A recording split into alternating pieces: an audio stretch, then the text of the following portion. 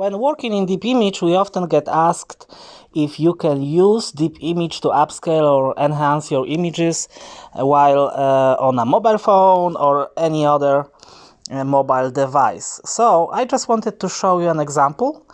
In here I have a photo of my cat. It's cute, but it's a little bit out of focus and the quality is quite low. So I need to enhance it a bit.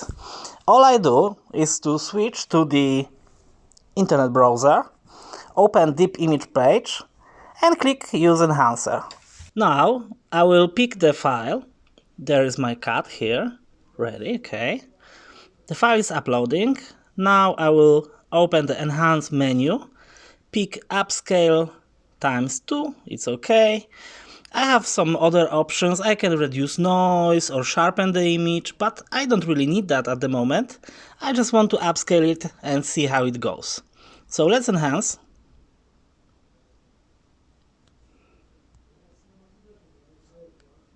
And here it is. You can see the difference very well on the plant and on the cat's face. If you want, you can easily download the file and share it with your friends. Use it wherever you want. Thank you very much. See you later.